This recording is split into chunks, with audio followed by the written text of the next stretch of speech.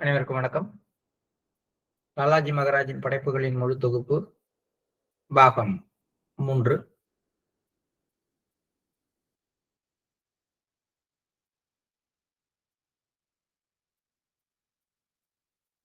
இது 25வது கடிதம்.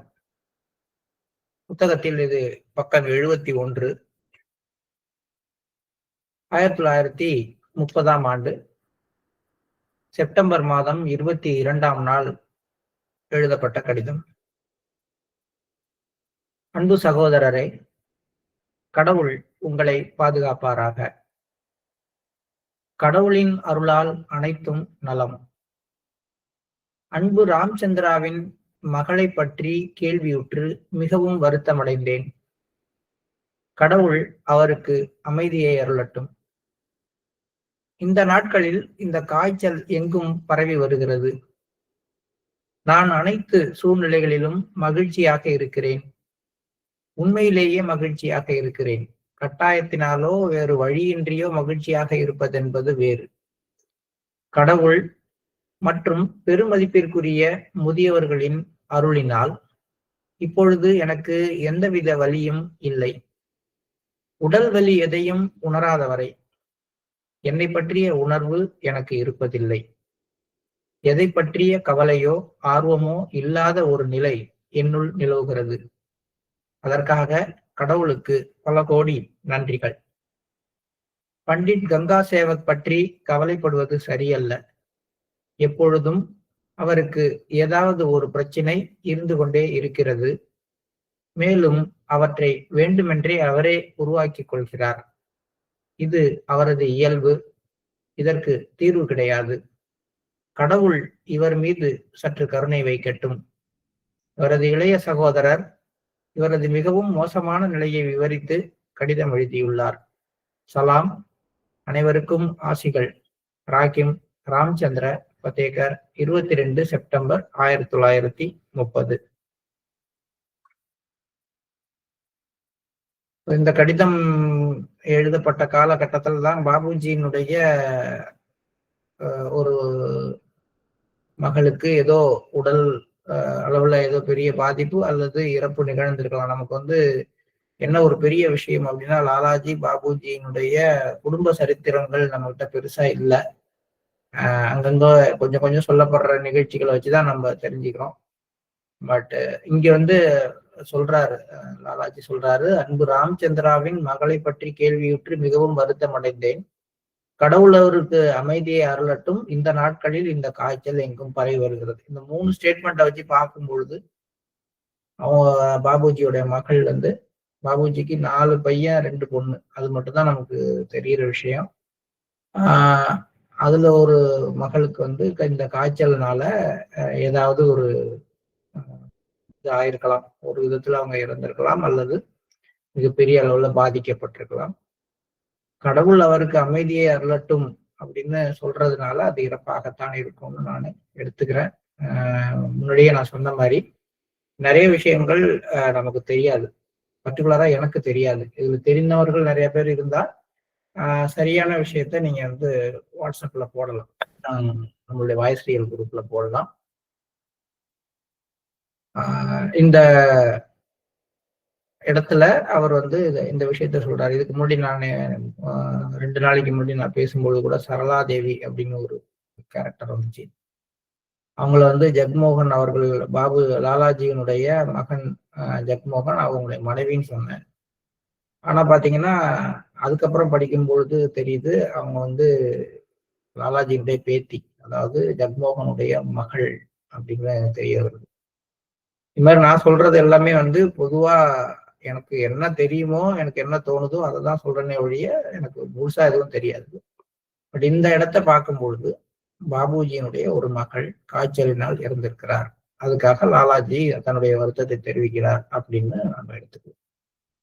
அதுக்கு அடுத்து, நான் அனைத்து சூழ்நிலைகளிலும் மகிழ்ச்சியாக இருக்கிறேன்.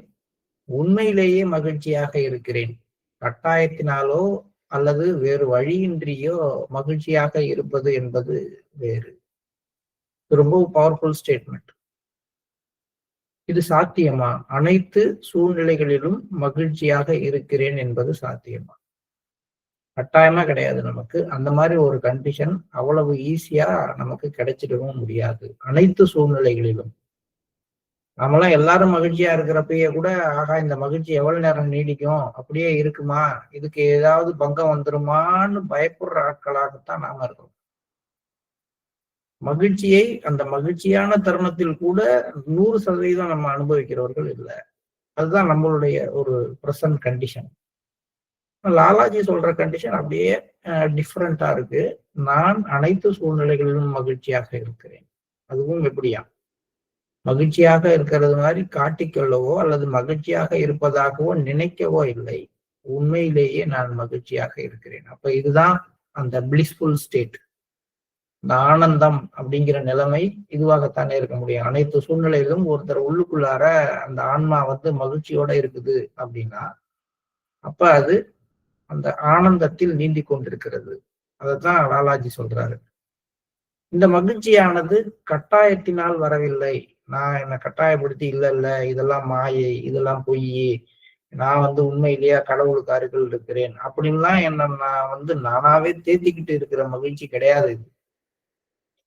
அல்லது வேறு வழியின்றி மகிழ்ச்சியாக இருப்பது, அல்லது இப்ப இதுக்கு வருத்தப்பட்டு என்ன ஆக போகுது, மனசு மகிழ்ச்சியா வச்சுக்கணும் அப்படின்னு சொல்லி நானாகவே இந்த சிரிக்கிற பிராக்டிஸ் எடுத்துக்கிறாங்கல்ல.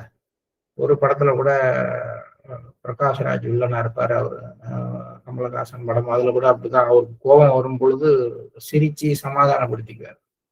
அது எப்படின்னா வேறு வழியின்றி மகிழ்ச்சியாக இருப்பது. இது மாதிரி எல்லாம் கிடையாது. நம்ம சொல்ற மகிழ்ச்சியும் நம்ம உருவாக்கிக்கிற மகிழ்ச்சியும் போன்றது கிடையாதுங்கிறத ரொம்ப தெளிவா சொல்றாரு.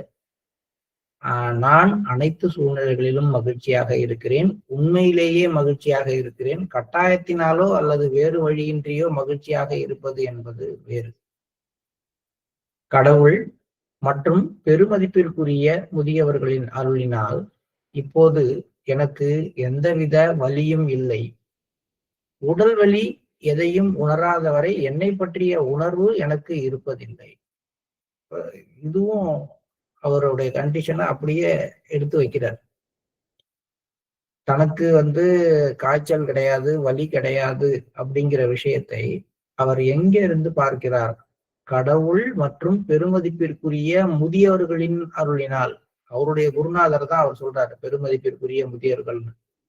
கடவுளால், என்னுடைய குருநாதருடைய அருளால் நான் வலி எதையும் உணராமல் இருக்கிறேன். வலியை உணராதவரை நான் இருக்கிறேன் என்கின்ற உணர்வே எனக்கு இருப்பதில்லை. அந்த அளவுக்கு தன்னை மறந்த நிலையில தான் இருப்பதை அவரு வெளிக்காட்டுறார். நான் என்ற உணர்வு, என்னை பற்றிய உணர்வு எனக்கு இல்லவே இல்லை. வலின்னு ஒண்ணு வரும் பொழுதுதான் எனக்கு சரீரம்னு ஒண்ணு இருக்குங்கிற உணர்வே எனக்கு வருகின்றது அப்படின்ற ஒரு விஷயத்த லாலாஜி சொல்றாங்க. இதுவுமே ரொம்பவும் ஒரு உன்னதமான நிலை.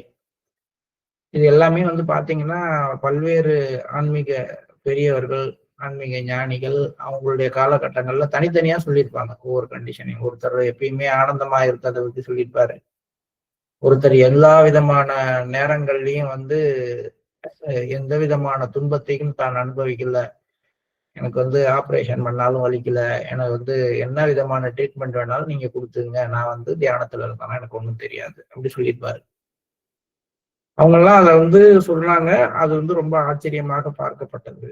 ஆனா உண்மையான ஆச்சரியம் இங்க சாதாரணமா தன்னை சொல்லிக்குது.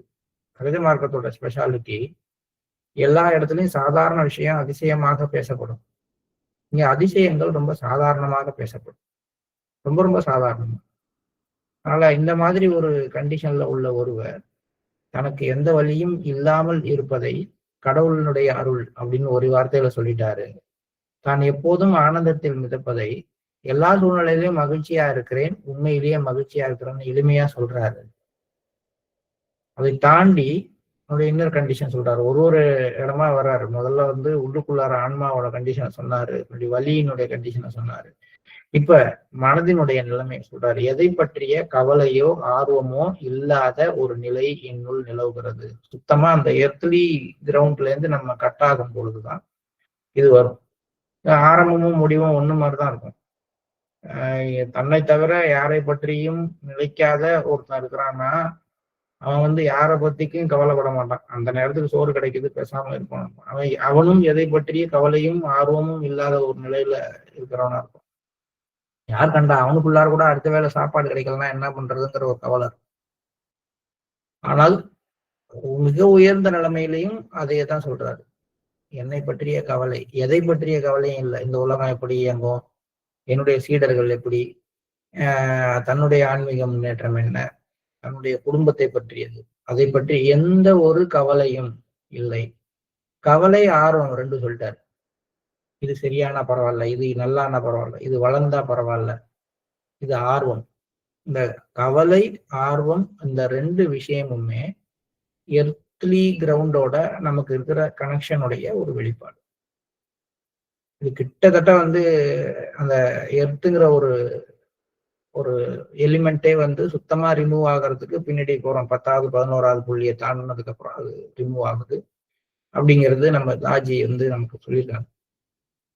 சொன்னாலும் கூட, ரிமூவ் ஆனாலும் கூட அதனுடைய சுவடே இல்லாமல் மனதில இருந்து போறதுங்கிறது ஆச்சரியமான விஷயம்தான். அதையும் பாலாஜி சொல்றாரு. இங்க சொல்ற எல்லா கண்டிஷனுமே ரொம்ப ரொம்ப ஹைலி எலிவேட்டட் ஒரு கண்டிஷன்ஸ்.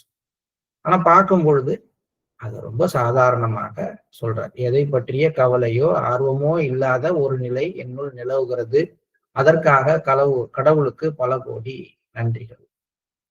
மூணுமே வந்து ரொம்ப முக்கியமான ஸ்டேட்டு. இந்த ஸ்டேட்டை எடுத்துக்கிட்டு நம்ம நேரா போயிட்டு நம்மளுடைய இப்ப தாஜி எழுதியிருக்காரு இல்லையா, ஒரு புக் எழுதாரு இல்லையா, அனாட்டமி, ஸ்பிரிச்சுவல் அனாட்டமி. அதுல வந்து இந்த 13வது புள்ளி 12வது புள்ளியில இருக்கிறவங்களோட நிலை, இல்லைன்னா பாபுஜி எழுதிய அந்த லட்சியம், அதுல அந்த இது இருக்கு இல்லையா, டுவர்ட்ஸ் இன்ஃபினிட்டில அந்த 13வது புள்ளி இறுதி லட்சியம், அதை பத்தி எல்லாம் பேசுறப்ப உள்ள விஷயங்கள் அதோட சேர்த்து போய் கம்பேர் பண்றப்பதான் நமக்கு தெரியும். இவரெல்லாம் வந்து சும்மா சாதாரணமா லெட்டர்ல தன்னை பத்தி எழுதுற மாதிரி இது இல்லை. அவர் தன்னுடைய கண்டிஷனை இந்த கடிதத்தின் மூலமாக ரிவீல் பண்ணியிருக்கிறார் அப்படிங்கிறது நமக்கு ஓரளவுக்கு புரியும்.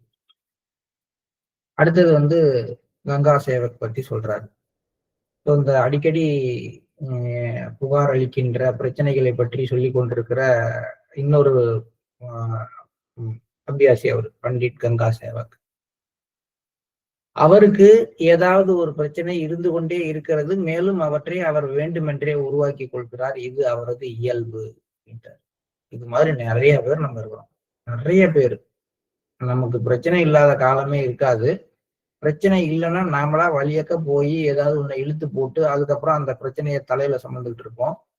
அந்த பிரச்சனை நமக்கு இருக்குதுங்கிறத 10 பேர்கிட்ட புலம்புறதுல அவங்களுக்கு ஒரு சந்தோஷமா இருக்கும். அந்த மாதிரி ஒரு பிரச்சனை இல்லைன்னா அவங்களுக்கு தூக்கம் வராது. ஆனா சொல்றது என்னன்னா, எனக்கு மட்டும் இந்த மாதிரி பிரச்சனை, எனக்கு மட்டும் இந்த மாதிரி பிரச்சனை அப்படின்னு சொல்லிக்கிட்டே இருப்பாங்க. இது மாதிரி நிறைய சகோதர சகோதரிகள் நம்ம கூட இருக்கிறாங்க. நாமும் கூட இருக்கிறோம். சில பேருக்கு இந்த குவான்டிட்டி கம்மியா இருக்கலாம், சில பேருக்கு இந்த மாதிரி புலம்புற தன்மை வந்து மிக அதிகமாக இருக்கலாம்.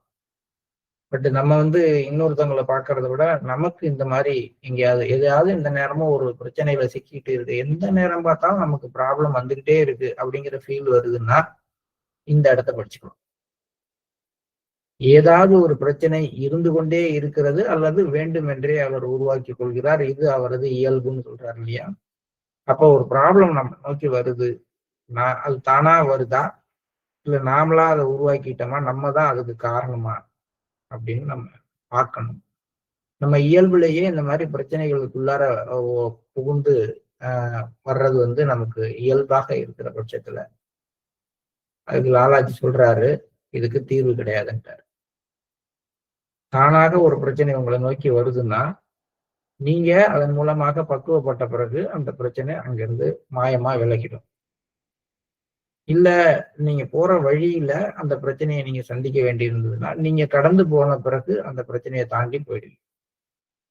ஆனா நீங்களாவே போய் போய் அதுக்குள்ளார விழுற மாதிரி ஒரு இயல்பு உங்களுக்குள்ளார, ஒரு சுபாவம் உங்களுக்குள்ளார வந்துருச்சு அப்படின்னா அந்த பிரச்சனைக்கு தீர்வு கிடையாது. ஏன் கிடையாதுன்னா, ஒண்ணு தீர்ந்தால் இன்னொன்னுக்கு நீங்களா போயிடுவீங்க. இது நீங்களே அதை உங்களை நோக்கி அட்ராக்ட் பண்ற ஒரு விஷயம். ஜாக்கிரதையா இருக்கணும் நம்ம தான். அப்ப இதுக்கு தீர்வு லாலாஜி சொல்ற மாதிரிதான். எந்த விஷயத்திலையும் அதிக அளவு ஆர்வமோ அதிக அளவு கவலையோ படாமல் இருக்கிறது இதுக்கு ஒரு தீர்வு. எப்பொழுதும் மகிழ்ச்சியாக இருக்க முயல்வது இதற்கு ஒரு தீர்வு. இதெல்லாம் இருந்துச்சு அப்படின்னா இந்த மாதிரியான சுபாவத்திலிருந்து வெளியில வரலாம் சொல்லிட்டாரு. கடவுள் அவர் மீது கருணை வைக்கட்டும். அந்த கடவுளுடைய அருளால் தான் அது நீங்கும். கட்டாயமா அவருடைய அந்த பிரார்த்தனை பலிக்க போகுது. அது வேற விஷயம். ஆனால் அடிக்கடி சொல்ற மாதிரி எப்பயுமே வெளிப்புற மாற்றங்கள் ஈஸி. உள்ளுக்குள்ளார மாற்றங்கள் தானா வந்தாதான். மந்திரவாதி கதை ஒண்ணு சொல்லுவாங்க. ஒரு எலி ரொம்ப பயப்படுது, அது மந்திரவாதிகிட்ட போணுச்சு. அத உனக்கு நீ ஏன் பயப்படுறன்னா எனக்கு பூனையை கண்டா பயமா இருக்கு, அது மாதிரி ஏதோ சொல்றப்ப அவர் சரி உன்னையே நான் பூனை ஆக்கிடுறேன்னு ஆக்கிடுறாரு. அவரால் அந்த எலியோட உருவத்தை தான் பூனையாக மாற்ற முடியுது. அதுக்கப்புறமும் அது பூனையை பார்த்தா என்ன பண்ணுது, தன்னை எலின்னு நினைச்சுக்கிட்டு பயந்துதான் ஓடுது. அதை அவரால் ஒன்றும் பண்ண முடியலங்கிற மாதிரி ஒரு கதை இருக்கும். அதனால வெளிப்புறமாக ஒருத்தரை என்னவாக வேணாலும் மாற்றி விடலாம். ஆனால் அவருடைய இயல்பை மாற்றுவதுங்கிறது அவர் கையில தான் இருக்கு. அதுக்கு கடவுளுடைய கருணை வேண்டும். இவரது இளைய சகோதரர் இவரது மிகவும் மோசமான நிலையை விவரித்து கடிதம் எழுதியுள்ளார் அப்படிங்கிறத பத்தி பண்டிட் கங்கா சேவகை பத்தி இதுல சொல்லிட்டாரு. அதோட முடிச்சிட்டாரு. சலாம், அனைவருக்கும் ஆசிகள். ராக்கிம் ராமச்சந்திரன், பத்தேகர், 22 செப்டம்பர் 1930. ஒரு சிறிய கடிதம். இதுல லாலாஜி தன்னைத்தானே வெளிப்படுத்தி இருக்கிறார். அவருடைய உள்ளார்ந்த நிலை என்ன அப்படிங்கிறத அவர் வெளிப்படுத்தி இருக்கிறார். நமக்கு ஒரு ஹிண்ட் கொடுத்திருக்கிறார். பிரச்சனைகளை நாடி செல்பவர்களை பொறுத்தவரை அதற்கு தீர்வு கிடையாது. எப்பொழுதுமே ஒரு பிரச்சனையை பற்றி பேசிக்கொண்டு அதுல சுய கழிவிறக்கம்னு சொல்லுவாங்க. அந்த பிரச்சனைகளை தான் சிக்கிக்கிட்டதாக அப்படியே அதை அப்படியே பெருசு பண்ணி எக்ஸாகரேட் பண்ணி பேசுறதுல ஒரு மகிழ்ச்சி காண்றவர்கள், சோகத்தில் சுகம் காண்பவர்கள் சொல்லுவாங்க. இவர்களுடைய பிரச்சனைகளை யாராலும் தீர்க்க முடியாது. அது அவர்களுடைய இயல்பு. அதுக்கு கடவுளுடைய கருணை வேண்டும். அவரும் கொஞ்சம் மனசு வைக்கணும். அவரு மனசு வைக்கிறதுக்கு தான் கடவுளோட கருணை வேணும், வேற ஒண்ணும் கிடையாது. ஏன்னா சுத்தி இருக்கிற பிரச்சனைகள் அப்படின்னே ஒண்ணும் கிடையாது. அப்படி லாங் லாஸ்டிங்கா எதுவும் டெவலப் ஆக போறது சேஞ்ச் ஆகும். ஆனா எல்லாத்தையும் பிரச்சனையா பாக்குற ஒருத்தருக்கு அவரு தான் பிரச்சனைனா அப்ப என்ன பண்ண முடியும்? எங்க மாற்றம் அவர்தான் முடியும். அவருக்குள்ளார அந்த மாற்றம் வர கடவுள் அவர் மீது. அப்ப நம்மை சுற்றி இருக்கிற பிரச்சனைகள், அதை பார்க்கிற விதம், அதை தாண்டி போறதுக்கான தகுதி, இவையெல்லாம் நமக்குள்ளார நம்ம இயல்புல உருவாகணும் அப்படிங்கிறதுதான் இவ சொல்றாரு. நம்ம இப்ப அடுத்த கடிதத்துக்கு போறோம். கடிதம் 26, புத்தகத்துல பக்கம் 73. இது 1930ஆம் ஆண்டு அக்டோபர் மாதம் 5ஆம் நாள் எழுதப்பட்ட கடிதம். அன்பானவரே, அவர் உங்களை பாதுகாப்பாராக. அவரது அருளால் அனைத்தும் நலம். எனது மகள் சுசீலா நலமுடன் இருக்கிறாள். ஆனால் கோட்டாவில் இருந்த எனது பேத்தி சரளாதேவி இறந்து விட்டாள். அதை கேட்டு நான் மிகவும் சோகமுற்றேன். அவளுடைய தாயார் மிகவும் மன அமைதியின்றி இருக்கிறார். எல்லா விஷயங்களும் இந்த கடிதத்திலே சொல்லப்பட்டிருச்சு. மக்களுடைய நிலைமை, தன்னுடைய பேத்தி சரளாதேவியினுடைய நிலைமை, எல்லா விஷயத்தையும் சொல்லி அவருடைய ஃபேமிலியில இருக்கக்கூடிய இப்போதைய கண்டிஷனை லாலாஜி எழுதுறார். நினைவு கொண்டிருப்பதே போதுமானது. இது அடுத்து ஸ்பிரிச்சுவல் விஷயத்துக்கு வந்துட்டார். இந்த நிலை நன்றி கூறுவதற்கு உகந்த ஒரு பரிசாகும். எப்பொழுதும் உங்களை பற்றிய நினைவுல இருக்கிறேன் அப்படின்னு அந்த கடிதத்தை எழுதினவர் எழுதியிருக்கலாம். அதுக்கு பதில் எழுதுறதுக்கு தான் லாலாஜி இதை எழுதுறார். நினைவுல வைத்திருப்பது என்பது ஒரு போதுமான ஒரு விஷயம்தான். எந்த நேரமும் குருநாதரை தன்னுடைய நினைவில் வைத்திருப்பது ஒரு போதுமானது. இந்த இந்த ஸ்டேட்மெண்ட்டே வந்து பெரிய விஷயம்தான். இதுக்கே நீங்கள் கடவுளுக்கு நன்றி கூற வேண்டும். இது உங்களுக்கு கிடைச்ச ஒரு கிஃப்ட்ன்னு சொல்றாரு. இந்த நினைவு கொண்டிருத்தலை வளர்த்து கொள்ளாவிடில் ஆன்மீகத்தால் என்ன பயன்? நீங்க தியானம் பண்ணாலும் சரி, சுத்திகரிப்பு பண்ணாலும் சரி, பிரார்த்தனை பண்ணிட்டு இருந்தாலும் சரி, எல்லாம் பண்ணிட்டு இது எல்லாம் எதுக்காக பண்றோம் அப்படிங்கிற கான்செப்டுக்கு வரல அப்படின்னா அதனால என்ன பயன்? உதாரணமா நம்ம ஏன் தியானம் பண்றோம் அப்படின்னு கேட்டா என்ன சொல்லுவோம்? லட்சியத்தை அடையன்னு சொல்லுவோம், பர்ஃபெக்ஷனுக்குன்னு சொல்லுவோம், மைண்ட் அமைதியாக்கன்னு சொல்லுவோம், எல்லாம் சொல்லுவோம். ஏன் சுத்திகரிப்பு பண்றோம்? தூய்மையா இருந்தாதான் தியானம் நல்லா வரும்னு பண்றதுக்காக சுத்திகரிப்பு பண்றோம். ஏன் பிரார்த்தனை பண்றோம்? அகங்காரத்தை அழித்துக் கொள்வதற்காக பிரார்த்தனை பண்றோம். இப்படிலாம் நம்ம சொல்லுவோம். உண்மை என்ன தெரியுமா? உண்மையா நம்ம நினைச்சு பாருங்களேன். இந்த தியானம் பண்றது, சுத்திகரிப்பு பண்றது, பிரார்த்தனை பண்றது எல்லாமே வந்து என்னுடைய குருநாதர் என்னுடைய மனதுல நீங்காமல் இருப்பதை நான் உணர்வதற்கான ஒரு வழி. அவ்வளவுதான். தியானத்தின் மூலமா என்ன செய்யறேன்? என் குருநாதரோட என்னுடைய இணைப்பை நான் வந்து வலுப்படுத்தி கொண்டு அவரை பற்றிய நினைவை அதிகரித்துக் கொள்ள முயற்சி பண்றேன். சுத்திகரிப்பு மூலமா என்ன பண்றேன்? அவரை பற்றிய நினைவு என்கிட்ட வர்றதுக்கு பதிலா வேற விஷயங்களை நினைக்க தூண்டுகின்ற கடினத்தன்மை மிக்க விஷயங்களை என்னை விட்டு எடுத்து விடுறேன். அதாவது என்னை டிஸ்ட்ராக்ட் பண்ற விஷயங்களை எடுத்து விடுறேன். நான் அவரை பற்றி தான் நினைக்கணும். காலையில அதுக்கான முயற்சியில இறங்குறேன் தியானத்துல. எந்த நேரமும் அவர் என் நினைவில் நீங்காமல் இருக்க வேண்டும். நினைவுல நீங்காம இருக்கணும்னா தினமும் அவரோட எனக்கு கனெக்ஷன் இருக்கணும். 50 வருஷத்துக்கு முன்னாடி ஒருத்தரை பார்த்துட்டு இல்ல வருஷத்துக்கு ஒரு தடவை பார்த்துட்டு வருஷம் ஃபுல்லா அவர் நினைச்சிட்டு இருக்க முடியுமா? முடியாது. அப்ப யாரை பற்றிய நினைவு நம்மகிட்ட இருக்கும் அப்படின்னா, யார் நம்ம கூட இல்லாமல் இருந்தும் இருக்கிறாரோ அவரை பற்றி தான் நினைப்போம். இப்ப மாஸ்டர் பக்கத்திலே இருந்தா மாஸ்டர் பத்தி நினைப்பு இருக்காது. அப்ப ஒருத்தரை பற்றிய நினைவு இருக்கணும்னா அவர் தன்னோட இருப்பதான உணர்வை உருவாக்கிக்கணும். ஆனா அவர் என்னோட இருக்கக்கூடாது. அப்பதானே அந்த நினைவு இருக்கும். அதனாலதான் வந்து காதலில் வந்து சேர்ந்திருப்பதை விட பிரிந்திருப்பது இன்னும் இனிமையானது அப்படின்னு சொல்லப்படும். இப்ப தியானம் என்பது காலையில சேர்ந்து இருக்கிற ஒரு விஷயம். அதுக்கப்புறம் அன்றாட வாழ்க்கை என்பது அவர்கிட்ட இருந்து உடல் அளவுல பிரிந்து இருக்கிற ஒரு மனதளவுலையும் உடல் அளவுலையும் பிரிந்து வேற விஷயங்கள்ல ஈடுபடுற ஒரு விஷயம். இப்படி ஈடுபடும் பொழுது ஏதாவது விஷயம் அவர் நினைப்ப நம்மளை விட்டு திசை திருப்பிடாம நம்ம இதயம் பழுவாகி வேற விஷயங்களை நோக்கி கீழே இறங்கிடாம இருக்கிறதுக்கு தான் சுத்திகரிப்பு பண்ணிக்கிறோம். பிரார்த்தனை எதுக்காக பண்றோம் அப்படின்னு கேட்டா, நான் எதை நினைவு கூறுகின்றேனோ அதனுடைய சூட்சுமத்தன்மையோடு என்னை வந்து மீண்டும் இணைத்துக் கொள்வதற்காக, முழுமையாக இணைத்துக் கொள்வதற்காக பிரார்த்தனை பண்றேன். காலையில பண்ற பிரார்த்தனையில அந்த இணைப்பை புதுப்பிக்கிறோம். இரவு பண்ற பிரார்த்தனையில அந்த இணைப்போடு சேர்கிறோம். நைட்டு போய் திரும்பி நாங்க கனெக்ட் பண்ணிக்கிறோம், சார்ஜ் போட்டுக்கிறோம், நைட்டு ஃபுல்லா சார்ஜ் ஆகுறோம், காலையில வந்து ரெஜினிவேட் ஆகுறோம். அப்படியே வந்துடும். இப்ப பிரார்த்தனை பண்றதா இருக்கட்டும், சுத்திகரிப்பு பண்றதா இருக்கட்டும், தியானம் பண்றதா இருக்கட்டும், இவை எல்லாத்தினுடைய அடிப்படை ஒன்னே ஒண்ணுதான். மாஸ்டர் பற்றிய அந்த நினைவை வளர்த்து கொள்வதற்குத்தான் இந்த பயிற்சி. மற்றபடி சொல்றது எல்லாம் ஒண்ணும் கிடையாது. ஏன்னா மாஸ்டருடைய அருள் இருக்கிற பட்சத்துல ஒரு பிரணாகுதியும் அவருடைய ஒரு கடைக்கண் பார்வையும் உங்களை வந்து எங்க வேணாலும் கூட்டிட்டு போயிடும். எவ்வளவு பெரிய மாற்றத்தை வேணாலும் சடனா கொண்டு. ஆனால் இந்த நினைவு கொண்டிருக்கின்ற நிலை வர்றதுக்கு என்னுடைய பயிற்சி முறைதான் உதவ முடியும்.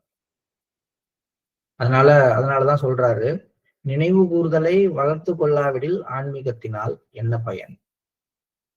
இப்ப இந்த மாதிரி கண்டிஷன்ல நினைவு கூறுதல் என்பது கூட ஒரு மரியாதை நிமித்தமே என்றாகிற ஒரு நிலை வரும். ஒருத்தரை நினைச்சுக்கிட்டே இருக்கும் பொழுது அவருடைய சாராம்சத்தோட கரையும் பொழுது அவரை நினைக்கிறதுங்கிறது கூட ஒரு மரியாதை நிமித்தம் தான். ஒரு மரியாதைக்காக தான் அவரை பத்தி நினைக்கணும். இல்லைன்னா அவரை பத்தி நினைக்க வேண்டிய அவசியம் கிடையாது. ஏன்னா அவர் தான் என் கூடவே இருக்கிறாரே அப்படிங்கிற உணர்வு வந்துடும். அது அப்படியே கொஞ்சம் கொஞ்சமா வளர்ந்து வளர்ந்து நான் தான் அது அப்படிங்கிற நிலைமை வந்து அதுக்கப்புறம் என்னை தவிர எதுவும் இல்லை, சொர்க்கத்தின் பரிசுகளை மறுக்கின்ற எல்லைக்கே சென்று விடுகிறது அப்படின்னு சொல்றாரு. இதை நீங்க சூஃபி லிட்ரேச்சர்ல நிறைய பார்க்கலாம். எனக்கு அதெல்லாம் வேண்டாம். நம்ம லிட்ரேச்சர்லயும் பார்க்கலாம்.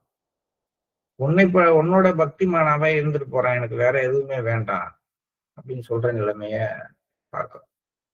இதுவும் ஜாக்கிரதையாக கையாளப்பட வேண்டிய இடம் என்கின்ற இது அவமதிக்கின்ற நிலை அப்படிங்கிறது. அந்த நிலைமைக்கு நீங்கள் போய்விடக்கூடாது. அதிலிருந்து காப்பாத்துறது அந்த ஒரு இடம் கடவுள் கையில தான் இருக்கு. ஏன்னா எது ஒண்ணுக்குள்ளாரையும் போனாலுமே அதனுடைய எக்ஸ்ட்ரீம் லெவல்ல போய் அதுவா மாறுறப்ப பிரச்சனை வந்து, அதனாலதான் அது அல்ல அப்படின்ட்டு அடுத்த கண்டிஷனுக்கு போறத பத்தி வேதம் சொல்லுது. இந்த இடம் ரொம்ப முக்கியமானதும் ரொம்ப உன்னதமானதும், ஆனா அந்த நிலையான நினைவினுடைய சைடு எஃபெக்ட் எப்படிலாம் இருக்குங்கிறத பத்தி பேசுறதுமான ஒரு இடம். கடவுளை நினைப்பது கூட வெறும் மரியாதை நிமித்தமே அப்படிங்கிற நிலைமைக்கு வருது நினைவு கூறுதல். இன்னும் சில வழிமுறைகளில், இன்னும் சில சான்சாக்களில், சில ஆன்மீக அமைப்புகள்ல இதுவும் மறைந்து நம்பிக்கை இழக்கப்பட்டு சொர்க்கத்தின் பரிசுகளை மறுக்கின்ற எல்லைக்கே அது சென்று விடுகின்றது. இந்த மாதிரி ஒரு விஷயத்த நம்ம அடைந்து விடாமல் நம்மை கடவுள் காப்பாராக அப்படிங்கிற விஷயத்த சொல்ற. இதயத்தில் ஆசைகள் நிறைவேறுவதற்கான இயக்கம் குறைந்து இந்த உலகம் மற்றும் அதன் மக்களின் முக்கியத்துவமும் இதயத்தில் இருந்து நீங்கினால் பிறகு பயமற்ற தன்மை உருவாகிறது. பயத்தை பத்தி ரொம்ப அற்புதமான அடிப்படையான விளக்கம் இது. பயம் இருக்கு அப்படிங்கிறவங்க நல்லா பாருங்க. பயம் இருக்கிறவர்கள் இந்த வார்த்தைகளை திருப்பி திருப்பி பார்த்தீங்கன்னா அடிப்படையா ஒரு விஷயத்த சொல்றார். இதயத்தில் ஆசைகள் நிறைவேறுவதற்கான இயக்கம் இருந்தால் இந்த உலகத்திற்கும் அதில் உள்ள மக்களுக்கும் இதயத்தில் ஆழ்ந்த முக்கியத்துவம் கொடுப்பவர்களாக நாம இருந்தால் நமக்குள்ளார பயம் இருக்கும். இந்த உலகத்துக்கு முக்கியத்துவம் அப்படின்னா என்னன்னா 4 பேர் என்ன சொல்லுவாங்களோ பயம். அதுல உள்ள மக்களுக்கு முக்கியத்துவம்னா என்ன? ஐயோ 4 என்ன என் வீட்டுக்காரம்மா என்ன பண்ணுவாங்க, என் வீட்டுக்காரர் என்ன பண்ணுவாரு, என் பையன் என்ன பண்ணுவான், என் பொண்ணு என்ன பண்ணும், முக்கியத்துவம். ஐயோ இதெல்லாம் இல்லைன்னா நான் அப்ப எப்படி வாழ முடியும், எனக்கு இது வேணுமே அது வேணுமே ஆசை. வீடு போயிடுச்சுன்னா நான் எப்படி பாதுகாப்பா இருக்க முடியும். இந்த மாதிரி வசதியான ஒரு வாழ்க்கை இல்லைன்னா நான் என்ன பண்றது, என்னுடைய வருமானம் குறைஞ்சு போச்சுன்னா நான் என்ன பண்றது, ஆசை. ஆசைகள் நிறைவேறுவதற்கான ஏக்கம் ஒருத்தர்கிட்ட இருக்க இருக்க இருக்க அவர் பயப்பட ஆரம்பிப்பார். அதனாலதான் புரட்சிகள்லாம் எங்க நடக்குதுன்னு கேட்டீங்கன்னா ஒண்ணும் இல்லாத இடத்துல நடக்குது. ஒரு பணக்காரர் எங்கேயாவது புரட்சி பண்ணுவாருன்னா பண்ண மாட்டார். ஏன்னா வசதி, இதயத்துல ஆசைகள் நிரம்பிடுச்சு. அவங்களுக்கு பயம் வந்துடும். பயம் வந்தவனால புரட்சி பண்ண முடியாது. அதே மாதிரி தொட்டதுக்கெல்லாம் பயம் வருது. எனக்கு பஸ்ல போறதுக்கு பயம், எனக்கு இன்னொருத்தவங்கள்ட்ட பேசுறதுக்கு பயம். இன்னொருத்தவங்கள்ட்ட பேசுறதுக்கு எதுக்கு பயம் வருது? இன்னொருத்தவங்களுக்கு அளவுக்கு அதிகமான முக்கியத்துவம் கொடுத்துடுறதுனால, இல்லைன்னா எனக்கு நானே அளவுக்கு அதிகமான முக்கியத்துவம் கொடுத்துக்கிறதுனால. அப்ப இந்த உலகம் அதன் மக்கள்ங்கிறதுல நான் பெரிய கான்செப்ட் இருக்குது. அதனால நிச்சயமா யாருக்கெல்லாம் எந்த விஷயத்துல பய உணர்வு இருந்தாலும் சரி, அவங்க எல்லாருமே இந்த 2 வார்த்தைகளை திருப்பி திருப்பி திருப்பி சிந்திச்சால் இதயத்தோட ஆழத்துக்கு உள்ளார போய் நம்மகிட்ட இருக்கிறது ஆசைகள் நிறைவேறுவதற்கான இயக்கமா, உலகத்தின் மீதான முக்கியத்துவமா, அங்கு வசிக்கின்ற மக்களின் மீதான முக்கியத்துவமா, இல்ல என் மீதே எனக்கு இருக்கிற முக்கியத்துவமா, எது எனக்குள்ளார இந்த பயத்தை உருவாக்குதுங்கிறத ஒருத்தரால உணர்ந்து கொள்ள முடியும். அதனாலதான் லாலாஜி சொல்றாரு, அந்த ஏக்கம் குறைஞ்சு போய் மக்களுக்கு கொடுக்குற அளவுக்கு அதிகமான முக்கியத்துவம் நீங்கிய பிறகுதான் அந்த பயமற்ற தன்மை, இதுதான் 4வது புள்ளியோட தன்மை. அப்ப 4வது புள்ளியோட தன்மை முழுமையா வர்றதுனால இதெல்லாம் குறையணும். இவை யாவும் அவரது கைகளில் இருக்கின்றன.